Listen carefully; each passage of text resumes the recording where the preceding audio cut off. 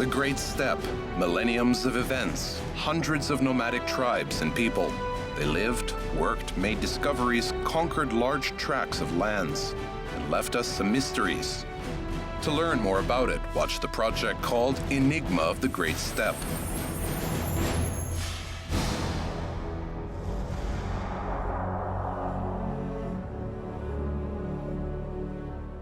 He loved his steppe selflessly. He knew its every river, every blade of grass, every mountain.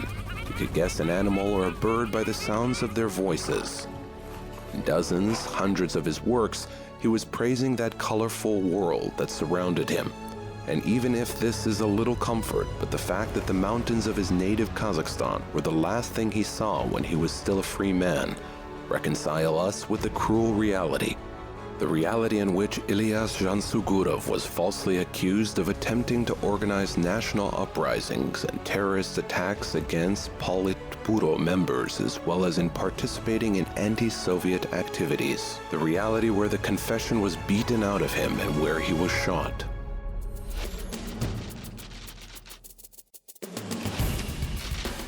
Regarding the anti-Soviet element, we have acquired the right to repress 8,000 people in the first category and 8,000 people in the second category. For now, these limits are almost exhausted. To perform a full cleansing of the remaining people, we ask you to allow us to repress 600 more people in the first category and 1,000 people in the second category. The petition was approved. By 1938, the most prominent representatives of the Kazakh creative elite were convicted and executed. Akhmet Baitursynov, Jibek Saken Seyfullin, Magzhan Zhumabaev, Ilias Zhansugurov. Of course, he wasn't guilty of what he was arrested for, but perhaps his works, poems, verses, and feuilletons were considered as a threat to the Soviet regime. And if so, was it the only secret that was hidden in his works? It is difficult to answer this question properly, as the information about the poet's life and work is scarce, and it constantly depresses the scholars. Even such a simple question as, in what year has Zhansugurov started his poetic career, is still a subject of fierce debates. The scholars believe that his early works can be dated back to 1917 to 1918.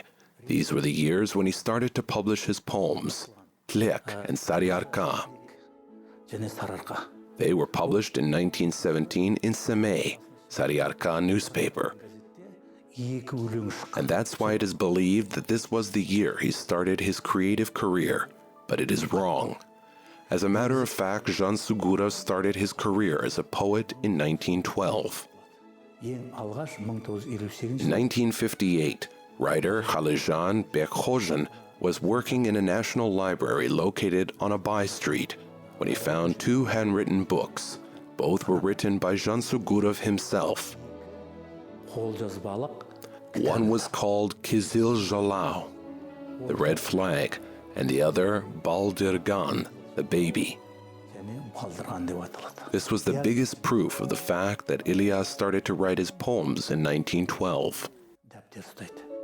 But how come that a simple shepherd from a distant village in Kapal Uyezd had so much talent and aspiration for creative writing? It is possible that it was his father, Zhansugur Bursugurov, who has influenced the poet's career choice. He was able to read and write in Arabic. Also, he used to collect oral poetic works, tales, songs, and aitis. So, as a child, Ilias had a chance to study his father's records and learn about the results of poetic competitions between the most prominent akins of Jetisu, Zuyunbai, and Kunbala, Aset and Rizhan, Birjan and Sara. In fact, he had an access to the core of the treasury of the Kazakh poetic language, and it absorbed the very essence of it. And then Zhansugurov learnt about Abai.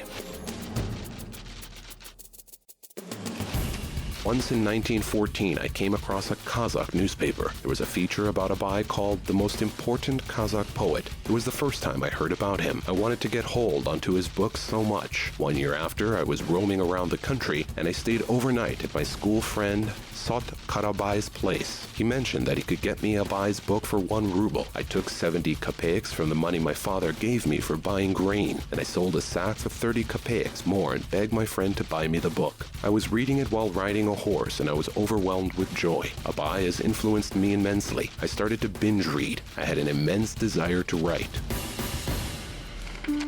But it wouldn't be right to say that Ilias Zhansugurov has acquired all of his knowledge on his own. He studied at the 8th grade madrasa school called Mamania. It was built in Karagash village with the funds of the philanthropist Kalkabai Uli Mamanbi and his children. In 1920, Zhansugurov left his village. First of all, he graduated from short-term pedagogical courses in Alma-Ata. Then he finished courses at the Kazakh-Kyrgyz Pedagogical Institute in Tashkent, and eventually he entered the Communist Institute of Journalism in Moscow. 31 жасында 1925 жылы бұл кісі When he was 31 in 1925, he entered Moscow Journalism Institute, and it was at that time that he got acquainted with the works of his contemporaries. Vladimir Mayakovsky, Utkin, Anna Akhmatova, Marina Svetaeva. Anna Akhmatova сияқты классик ақын жазушылармен араласқан ол кісілермен осы поэзия жөнінде He would meet them, debate with them. These people have significantly impacted the process of evolution of Zhansugurov's personality, both personal and poetic. Acquaintance with the Russian poetic school impressed young Zhansugurov to an extent that he has decided to start a complex but extremely interesting work. The translations of Pushkin, Lermontov, Nekrasov, Mayakovsky, and others into Kazakh. And he did it in such a fine manner that 63 years after the poet's death, in 2001, famous Kazakh translator, writer, and publicist and literary critic Harold Karlovich Belger decided to write a book dedicated to Zhansugurov's work.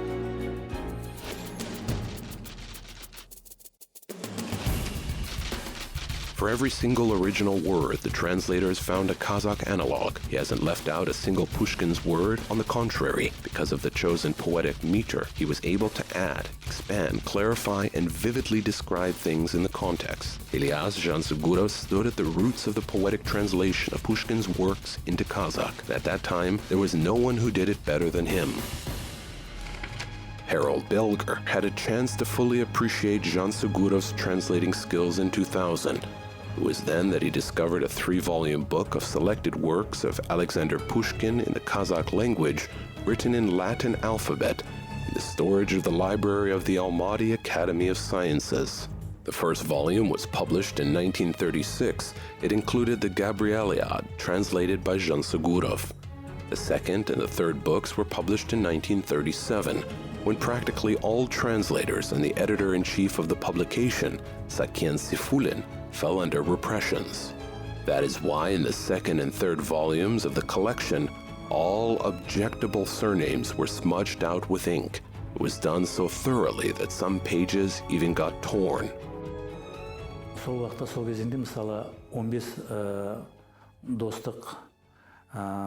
Back then, all Soviet states had very close ties. Zhansugurov didn't stay at home for long. He would travel to Moscow, Minsk, Ukraine, Kislovodsk.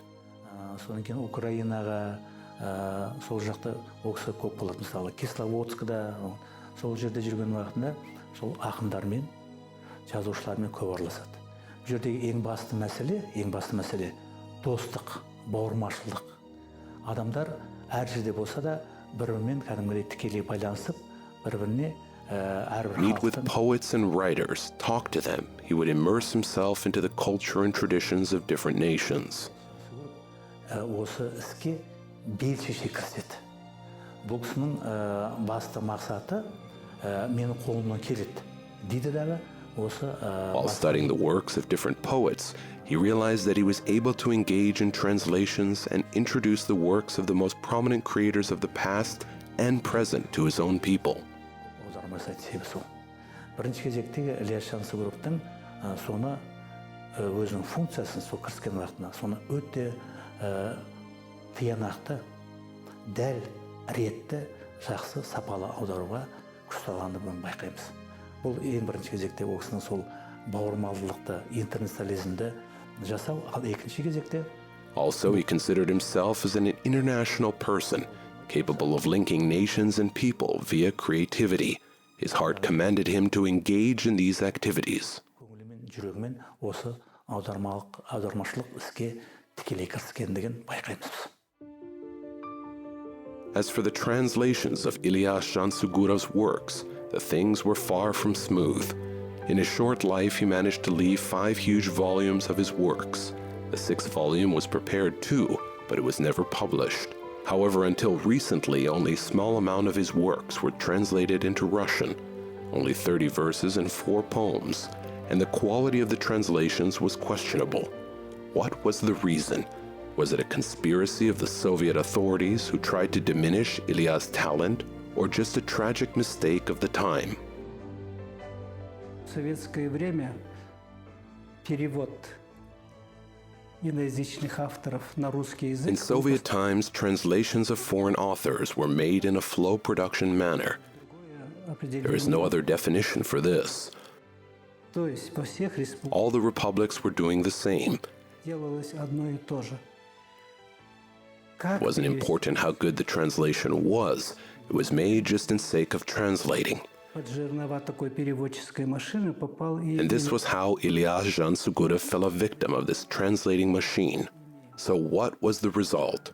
читатели на казахском While языке. Kazakh readers eagerly and sincerely admire the works of Ilias, Его Russian образы readers, having read some meager legacy of Zhansugurov's in Russian, shrug their shoulders and ask, то скудное наследие, которое имеется на русском языке, Ильяса пожимает плечами. Что тут is it a гениального? genius? What is so talented about it all? Дисгармония. This disharmony discredits not only the poetry of Ilias, it Дискредитирует discredits the entire Kazakh poetry in the eyes of the readers. Poetry, especially as figurative and metaphoric as Zhansugurov's, is difficult to translate. At times it is even impossible. But the Soviet authorities, drunk with the post-October Revolution euphoria, were convinced of the opposite. Therefore, the state order for translating the most prominent poets of all 15 Soviet republics into Russian was on the agenda. Adaptation of Ilias Zhansugurov's works, word-for-word translation, was made by 10 different people. And frankly speaking, no one has succeeded. Например, вот Соколов переводил поэму «Кич». Sokolov, for instance, translated Ilias Zhansugurov's poem called The Q. Listen to these verses. Not a single barren Tailak was left. Maya, Nar, and Uliak crowded together. She will mate with an old Buddha, and let the Buddha be made of silk. Читатель такого Of зашифрованного course, the reader will be puzzled with this cryptic language, because they will have to know that Tailak is a young camel, Maya is a fast camel, Nar is a one-hump camel, whereas Bura is a male camel, слово «буйда» означает просто and Buddha means rain. за которые ведут животные. But there was also another extreme. When a famous Russian poet, Evgeny Evtushenko, was adapting translations of his colleague, he took quite a lot of liberties. He would reduce the number of stanzas in poems, change the construction of the poem. Also, he would add things that didn't exist in the original work. However, Zhansugurov's heritage didn't suffer from this even a single bit.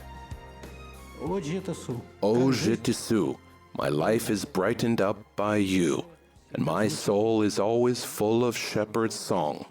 I sing to you, this proud and calm spring. My Jitisu, I sing my youth to you. It sounds just like Jitisu anthem, and a good one.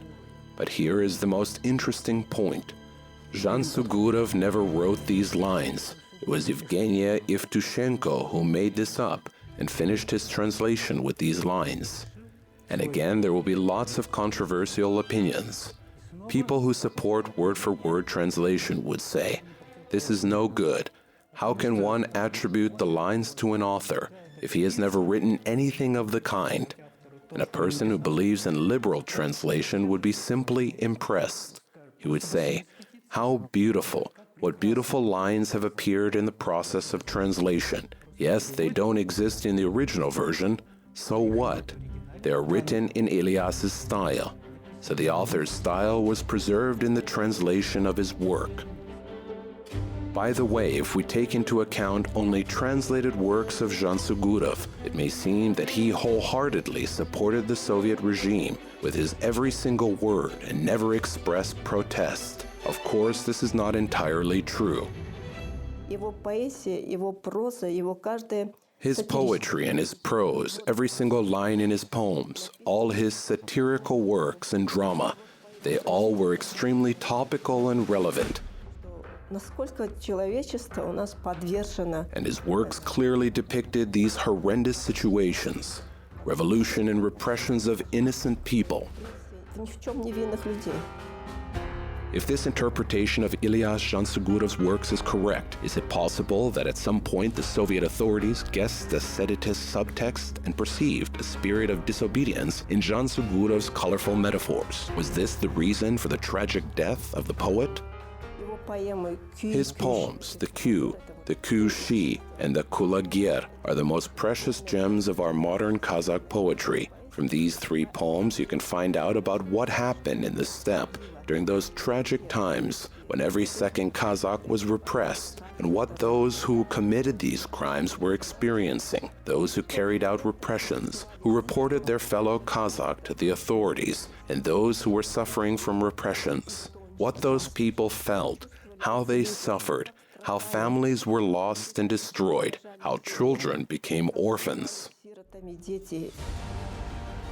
Some mystical meaning is attributed to Zhansugurov's last work, the poem Kulagir, which he wrote right before he was arrested. People say that with this work, the poet foresaw and described his own death, and the story of Akhmet Baitursynov horse, killed by the order of his envious opponent, is just a veil that hides the true meaning of the work. This is a controversial theory, since the tragedy of the great composer and his beloved Kulagir had once really impacted Zhansugurov. He was bitterly aware of the fact that creative people are helpless against those in power. The rich and influential man wanted to own Akhmet Baitursynov horse, Kulagir, and when he could not get it, he insidiously destroyed it.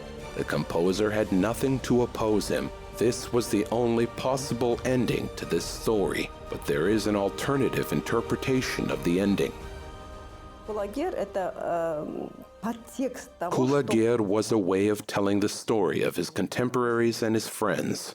When a prominent graduate of Brusov Literature Institute, a 41-year-old Jibek Aitmautov, was shot in Moscow, a person who was called the author of the first psychological novel, when Magzhan Zhumabaev, a poet who was called the Kazakh Pushkin, was shot, Zhansugurov wanted to say that they were our Kulagirs. Telling the story of the horse, he depicted this envy, cruelty, the fight between jealousy and honesty, decency. He wanted to say that all representatives of political, literary, and cultural elite of Kazakhstan were destroyed the same way Kulagir was killed, just because they were inconvenient for the regime.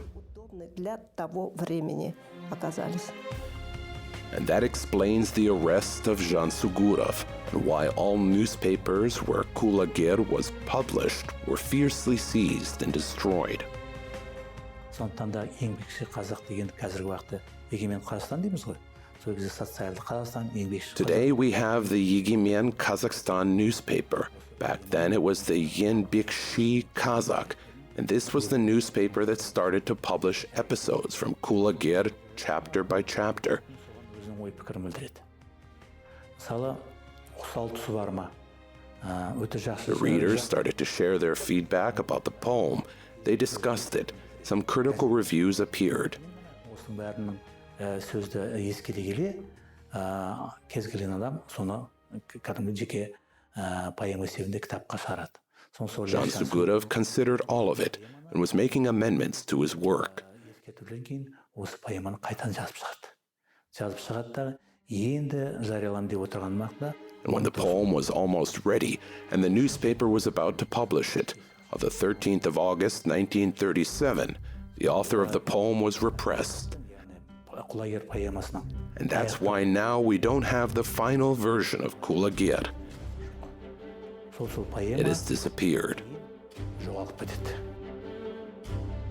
Only the version that was published in the Yenbekshi Kazakh newspaper was preserved, and it became clear only in the spring of 1957, after Zhansugurov was rehabilitated. Until that time, the poem was considered lost. But one day, the children's writer Sapargali Bigalin knocked on the door of Fatima Gabitova's house, the last wife of Ilias. It turned out that he preserved newspapers where Kulagir was published. After he found out that Zhansugurov was arrested, Bigalin hid the newspapers in 3 cross-stitched pillows and strictly forbade the household to touch them. They were used as the sofa decoration in his office, and only occasionally they were dragged out to dry. Bigalin did not allow any of his relatives near them, so that they could not be accused of involvement in his secret. And that is how one of the greatest poems of Kazakh literature was saved, literary by chance. Odd enough, but it wasn't the first case. Біз Ilias Zhansugurov қазіргі күнге дейін біз 12 поэмасы бар деп жүрміз. Сөйтсе олай емес. Until recently, we thought that Zhansugurov has written only 12 poems, but we were wrong. There were 19 poems written by Zhansugurov.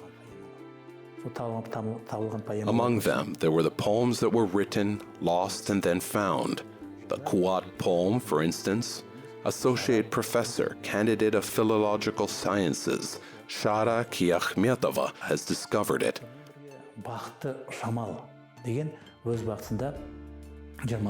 Also previously lost novel, Bakiti Jamal, that was written by Zhansugurov at the beginning of the 20th century, was found.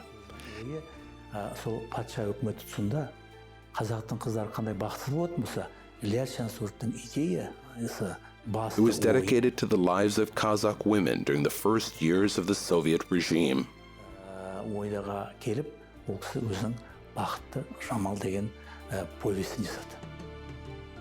Part of the archive that survived Zhansugurov's arrest was preserved by Ilias's wife's relative, Osman Zhikilbayev, in the village. Many other works were kept for more than 43 years by an NKVD investigator, Golubyatnikov, who gave the authorities a receipt on their destruction. The papers were found in his house after his death in 1980. Among them, there was a novel Ak Bilek, written by Zhusubek Aitmautov, who was shot in 1930. Zhansugurov himself was keeping it.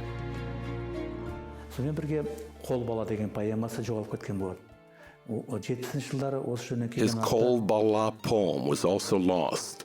In 1970s, our countrywoman expert Jamal Bukharbai found it, but the work wasn't available for the wide public. Later, our researcher Shara Kiakhmetova managed to revive this poem. The full version of the poem was published in the Kazakh IDBet, Republican newspaper. There was also a poem called Mayek. It was once lost and then retrieved. The book will be published soon.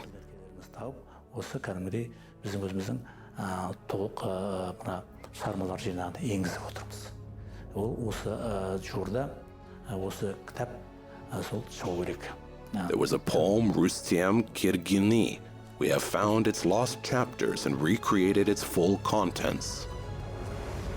Ilias Zhansugurov died when he was only 43 years old. It was nothing for such a huge talent. There were lots of didn't in his short but bright life. He didn't see his children grow. He didn't have a chance to have a happy married life with Fatima Gabitova, who he selflessly loved long before they were married. He didn't manage to write so many other things. Unfortunately, the life can be unfair to the best humans of this planet. However, Ilias Zhansugurov is still remembered, loved. People are proud of him and consider him as the great example in many things. Isn't it the best reward for a true poet?